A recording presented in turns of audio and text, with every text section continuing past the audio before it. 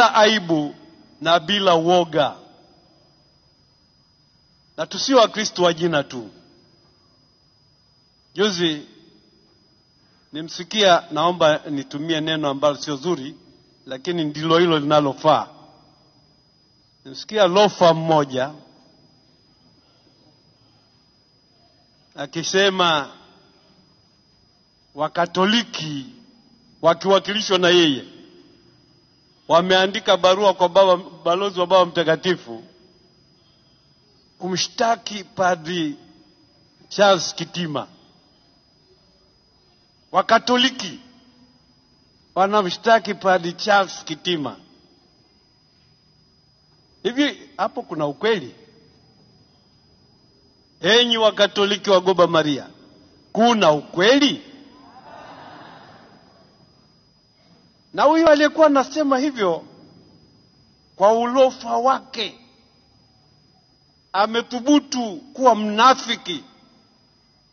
Amevaa rozari shingoni kusudi tudhani kwamba ni Mkristo kweli. Huyo sio Mkristo. Huyo ni kibaraka. Huyo ni ndumira kuwili.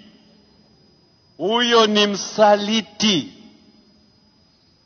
ambaye anatenda maovu, anashabikia uongo na anajidai kwamba anamwakilisha Kristo. Kwa bahati mbaya, baadhi yenu wa Kristo mnaweza mkapelekeshwa mkanunua hizo kauli, hiyo misimamo. Samani tena kwa neno nitakalotumia, huo upumbavu.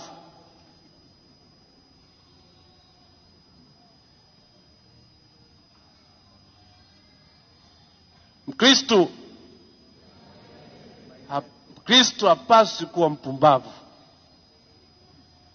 Mkristo anapaswa kuthubutu kusimama kidete na kusema mimi ni Mkristo na sitakuwa ndumira kuwili. Mimi ni Mkristo na sitasema uongo. Mimi ni Mkristo, sitamwonea yeyote, kumsulubu yeyote au kumsingizia uovu.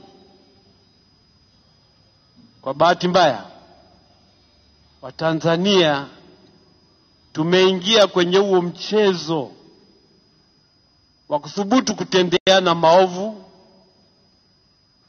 wa kuthubutu kudhulumiana, wa kuthubutu kunyanyasana, wa kuthubutu kutendeana hiana na kudhani kwamba hiyo ni kazi ya Mungu.